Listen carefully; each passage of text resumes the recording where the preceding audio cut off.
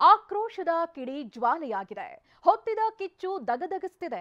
ಮುಡಾ ಹೋರಾಟ ರಾಜ್ಯದ ಉದ್ದಗಲಕ್ಕೂ ವ್ಯಾಪಿಸಿದೆ. ರಾಜ್ಯಪಾಲರು ಪ್ರಾಸಿಕ್ಯೂಷನ್ಗೆ ಅನುಮತಿ ಕೊಡ್ತಿದ್ದಂತೆ ರೊಚ್ಚಿಗೆದ್ದಿರೋ ಕಾಂಗ್ರೆಸ್ ಕಾರ್ಯಕರ್ತರು ಇವತ್ತು ಕೂಡ ರಾಜ್ಯದ ಉದ್ದಗಲಕ್ಕೂ ಹೋರಾಟ ನಡೆಸಿದರು. ಇದರ ನಡುವೆ ಬಿಜೆಪಿ ಕಾಂಗ್ರೆಸ್ ನಾಯಕರ ನಡುವೆ ಮಾತಿನ ಯುದ್ಧ ನಡೆದಿದೆ.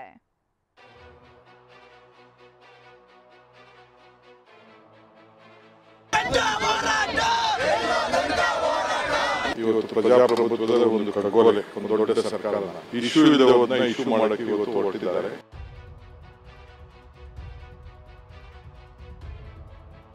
ನೀವು ಪರಿಶುದ್ಧರಾಗಿದ್ರೆ ಪುಟ ಕಿಟ ಚಿನ್ನದಂತೆ ಹೊರಗೆ ಬರ್ತೀರಿ.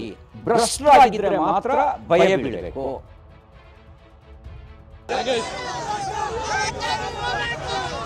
ಆಕ್ರೋಶ ಭುಗಿಲೆದ್ದಿದೆ. ಹೋರಾಟ ತೀವ್ರಗೊಂಡಿದೆ. ಜಿಲ್ಲೆ ಜಿಲ್ಲೆಯಲ್ಲೂ ಮುಡಾ ಕಿಚ್ಚ ಮಾರ್ದನಿಸಿದೆ.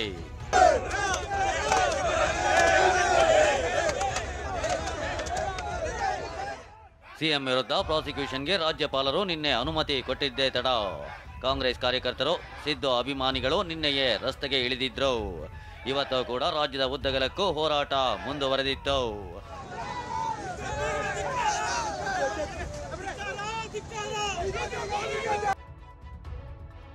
ರಾಜ್ಯದ ಉದ್ದಗಲಕ್ಕ ಪ್ರಾಸಿಕ್ಯೂಷನ್ ಫೈಟ್.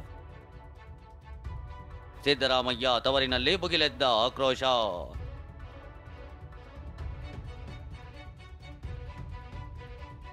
ಮುಡಾದಲ್ಲಿ ನಡೆದಿದೆ ಎನ್ನಲಾದ ಹಗರಣ ಸಿಎಂ ಸಿದ್ದರಾಮಯ್ಯಗೆ ಸಂಕಷ್ಟ ತಂದೊಡ್ಡಿದೆ.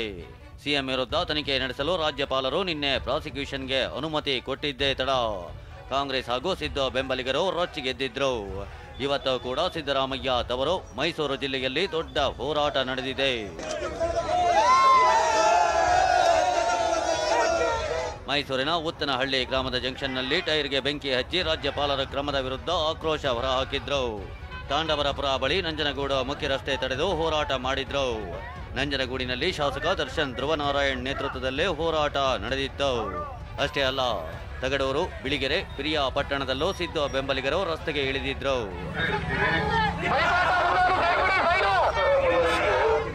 ಮೈಸೂರಿನ ಕಾಂಗ್ರೆಸ್ ಕಚೇರಿ ಬಳಿ ಮಹಿಳಾ ಕಾರ್ಯಕರ್ತರು ಧರಣಿ ನಡೆಸಿದ್ರು. ಶಿಕಾರಿಪುರದಲ್ಲಿ ಬಿಎಸ್ವೈ ನಿವಾಸಕ್ಕೆ ಮುತ್ತಿಗೆ ಯತ್ನ. ಶಿವಮೊಗ್ಗ ಜಿಲ್ಲೆ ಶಿಕಾರಿಪುರದಲ್ಲೂ ಹೋರಾಟ ತೀವ್ರಗೊಂಡಿತ್ತು. ಬಿಜೆಪಿ ವಿರುದ್ಧ ಆಕ್ರೋಶ ಹೊರಹಾಕಿದ ಕಾಂಗ್ರೆಸ್ ಕಾರ್ಯಕರ್ತರು ಬಿಎಸ್ವೈ ನಿವಾಸಕ್ಕೆ ಮುತ್ತಿಗೆ ಹಾಕಲು ಯತ್ನಿಸಿದ್ರು. ಈ ವೇಳೆ ನೂರಾರು ಕಾರ್ಯಕರ್ತರನ್ನ ಪೊಲೀಸರು ವಶಕ್ಕೆ ಪಡೆದರು. ಯಾದಗಿರಿಯಲ್ಲಿ ಸಿದ್ದರಾಮಯ್ಯ ಅಭಿಮಾನಿ ಬಳಗದ ಅಧ್ಯಕ್ಷ ಏಕಾಂಗಿಯಾಗಿ ಉಪವಾಸ ಸತ್ಯಾಗ್ರಹ ಕೂತಿದ್ದ.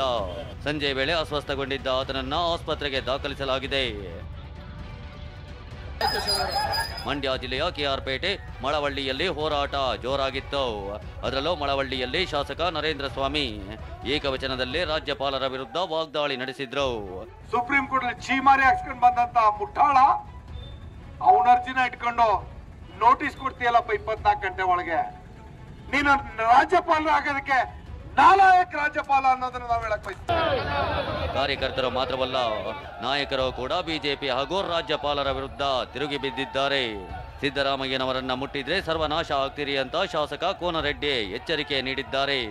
ನಿಮ್ಮ ರಾಜಕಾರಣ ಏನು ಬೇಕಾದಿಲ್ಲ. ಸಿದ್ದರಾಮಯ್ಯ ಸಾಹೇಬನ ಉಸಾಬರಿಗೆ ಬಂದ್ರೆ ಭಾಳ ಹೆಸರು ಆಗುತ್ತೆ. ಅವ್ರಿಗೆ ಭಾರತೀಯ ಜನತಾ ಪಾರ್ಟಿ ಸರಳ ಇಲ್ಲ, ಹೆಸರು ಹೇಳಕ್ಕಿಲ್ಲಂಗೆ ಹೋಗ್ತೀರಿ ನೀವು. ಉಸಾಬರಿಗೆ ಬಂದ್ರೆ ಅಂದ್ರೆ ಆ ತಾಕತ್ತು ಮುಖ್ಯಮಂತ್ರಿ ಸಿದ್ದರಾಮಯ್ಯನವ್ರಿಗಿದೆ. ಪ್ರಾಸಿಕ್ಯೂಷನ್ಗೆ ಅನುಮತಿ ನೀಡಿರೋದು ಪ್ರಜಾಪ್ರಭುತ್ವದ ಕಗ್ಗೊಲೆ ಎಂದಿರೋ ಡಿಸಿಎಂ ಡಿಕೆಶಿ ನಾಳೆ ಎಲ್ಲ ಜಿಲ್ಲಾ ಕೇಂದ್ರಗಳಲ್ಲೂ ಪ್ರತಿಭಟನೆಗೆ ಕರೆ ಕೊಟ್ಟಿದ್ದೇವೆ ಅಂದ್ರು. ಇವತ್ತು ಪ್ರಜಾಪ್ರಭುತ್ವದ ಒಂದು ಕಗ್ಗೋಲೆ, ಒಂದು ದೊಡ್ಡ ಸರ್ಕಾರನ ಇಶ್ಯೂ ಇಲ್ಲದವನ್ನ ಇಶ್ಯೂ ಮಾಡಕ್ಕೆ ಇವತ್ತು ಹೊರಟಿದ್ದಾರೆ. ಅದಕ್ಕೆ ನಾವೆಲ್ಲ ನಮ್ಮ ಮುಖಂಡಗಳಿಗೆಲ್ಲ ನಾವು ಕೊಟ್ಟಿದ್ದೀವಿ. ಎಲ್ಲ ಜಿಲ್ಲಾ ಕೇಂದ್ರಗಳಲ್ಲೂ ಕೂಡ ಅವರು ಪ್ರತಿಭಟನೆಯನ್ನು ಮಾಡಬೇಕು, ಶಾಂತಿಯುತವಾಗಿ ಮಾಡಬೇಕು. ಕಾಂಗ್ರೆಸ್ನ ಹೋರಾಟಕ್ಕೆ ಆಕ್ರೋಶ ಹೊರಹಾಕಿರೋ ಬಿಜೆಪಿ ನಾಯಕ ಸಿಟಿ ರವಿ ಪ್ರಾಮಾಣಿಕವಾಗಿದ್ರೆ ನೀವ್ಯಾಕೆ ಹೆದರ್ತೀರಿ ಅಂತ ಸಿಎಂರನ್ನ ಪ್ರಶ್ನಿಸಿದ್ದಾರೆ. ನೀವು ಪರಿಶುದ್ಧರಾಗಿದ್ರೆ ಪುಟ ಕಿಟ್ಟ ಚಿನ್ನದಂತೆ ಹೊರಗೆ ಬರ್ತೀರಿ. ಭ್ರಷ್ಟರಾಗಿದ್ರೆ ಮಾತ್ರ ಭಯ ಬೀಳಬೇಕು. ನೀವು ಭಯ ಬೀಳ್ತಿರೋದನ್ನು ನೋಡಿದಾಗ, ಬೀದಿಯಲ್ಲಿ ಸಂವಿಧಾನಿಕ ಹುದ್ದೆಯಲ್ಲಿರ್ತಕ್ಕಂಥ ರಾಜ್ಯಪಾಲರ ವಿರುದ್ಧ ಬಳಸ್ತಾ ಇರೋ ಭಾಷೆಯನ್ನು ನೋಡಿದಾಗ ನಿಮಗೆ ತಪ್ಪು ನಡೆದಿದೆ ಅನ್ನೋದರ ಅರಿವಿದೆ. ಒಟ್ನಲ್ಲಿ ಸಿದ್ದು ವಿರುದ್ಧ ಪ್ರಾಸಿಕ್ಯೂಷನ್ಗೆ ಅನುಮತಿ ನೀಡಿರೋದು ಕಾಂಗ್ರೆಸ್ ಕಾರ್ಯಕರ್ತರ ಆಕ್ರೋಶಕ್ಕೆ ಕಾರಣವಾಗಿದ್ರೆ ಕಾಂಗ್ರೆಸ್ ಪ್ರತಿಭಟನೆ ಬಿಜೆಪಿ ನಾಯಕರ ಸಿಟ್ಟಿಗೆ ಕಾರಣವಾಗಿದೆ. ಇದರ ನಡುವೆ ನಾಳೆ ಪ್ರತಿಭಟನೆ ಜೊತೆ ಕಾನೂನು ಹೋರಾಟಕ್ಕೂ ಸಿಎಂ ಮುಂದಾಗಿದ್ದಾರೆ. Bureau report, TV9.